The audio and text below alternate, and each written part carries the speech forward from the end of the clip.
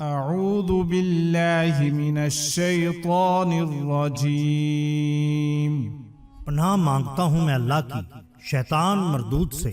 بسم اللہ الرحمن الرحیم، اللہ کے نام سے جو بہت مہربان اور نہایت رحم والا ہے۔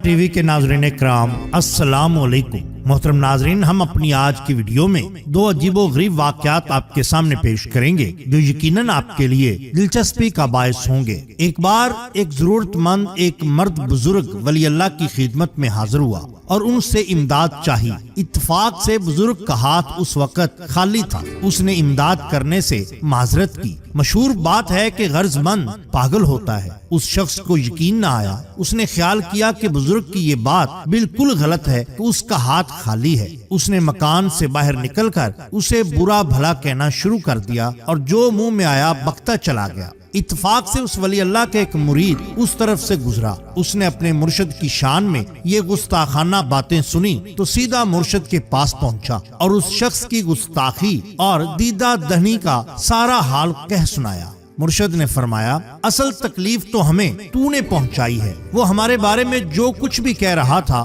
اس سے ہمیں بالکل آگاہی نہ تھی، ہم جانتے نہ تھے، لیکن تو نے ہمیں بتا دیا۔ تیری مثال تو ایسی ہے کہ دشمن نے ہماری طرف تیر پھینکا، جو ہم تک پہنچنے سے پہلے ہی گر گیا تو وہ تیر ہمارے پاس تو اٹھا کر لایا اور ہمارے پہلو میں دے مارا۔ اس کے علاوہ ایک یہ بات بھی ہے کہ وہ شخص ہماری جو برائیاں بیان کر رہا ہے ان کی تعداد ان برائیوں سے کم ہے جو واقعتاً ہماری ذات میں ہے، اور یوں وہ ایک طرح ہمارا محسن ہے کہ ہماری برائیوں کو کم کہہ رہا ہے۔ اگر قیامت کے دن اللہ پاک اس شخص کی گواہی قبول فرما لیں تو شاید دوزخ سے نجات مل جائے۔ نہ دل برداشتہ ہو عیب جو کی عیب جوئی سے، خدا توفیق دے تو غور کر اپنے گناہوں پر۔ بالکل اسی طرح بیان کیا جاتا ہے کہ ایک مفلس کے شیر خار بچے کے، یعنی کہ جو دودھ پیتا تھا، اس بچے کے دانت نکلنا شروع ہوئے تو وہ بہت پریشان ہوا، سوچنے لگا دانت نکلے ہیں تو اب یہ روٹی مانگے گا۔ ادھر اپنا حال یہ ہے کہ بمشکل گزارا ہوتا ہے۔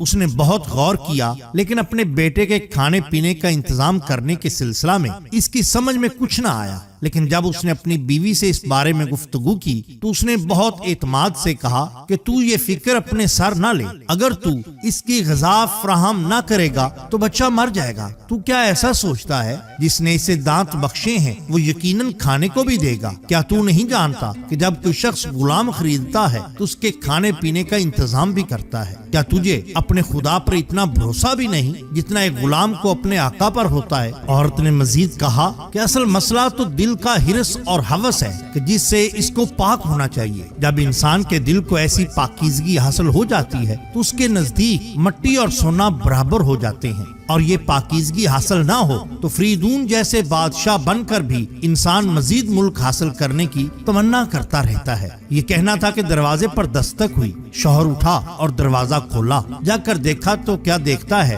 کہ ایک عورت ہے جس کے ہاتھ میں بہت ساری روٹیاں اور سالن ہے۔ اس نے دریافت کیا کہ تو کون ہے؟ اس نے کہا کہ میں ایک تنور والی ہوں، روٹیاں بیچ کر اپنا گزر بسر کرتی ہوں۔ آج دوپہر کو ایک مرد کامل میرے پاس حاضر ہوئے اور کہنے لگے کہ یہ 1 سال کے روٹی اور سالن کی قیمت ہے، فلاں گھر جاؤ اور روزانہ کی بنیاد پر ان کو یہ کھانا پہنچا دیا کرو۔ اس کے بعد وہ چلے گئے۔ یہ سن کر بیوی کہنے لگی، تم نے دیکھا اللہ تعالیٰ کی 2 صفات ہیں کہ وہ مطلق الرزاق بھی ہے اور مسبل الاسباب بھی ہے۔ تو تم نے دیکھا کہ اللہ تعالیٰ نے کیسا سبب بنایا اور اپنے اس بندے کے لیے جس کو اس نے اس دنیا میں بھیجا کس طرح سے روزی کا انتظام کیا۔ اب تو اٹھ اور اللہ کا نام لے اور اپنے کام پر لگ جا، انشاءاللہ تعالیٰ اللہ تعالیٰ مطلق الرزاق ہے، وہ تجھے بہت دے گا۔ ناظرین اکرام، اگر آپ کو ہماری یہ ویڈیو پسند آئی ہو تو لائک کیجئے، سبسکرائب کیجئے ہمارے چینل مسامرہ ٹی وی کو، تاکہ ہم آپ کے لیے اور بھی بہترین ویڈیوز لا سکیں۔ اپنے دوستوں کا،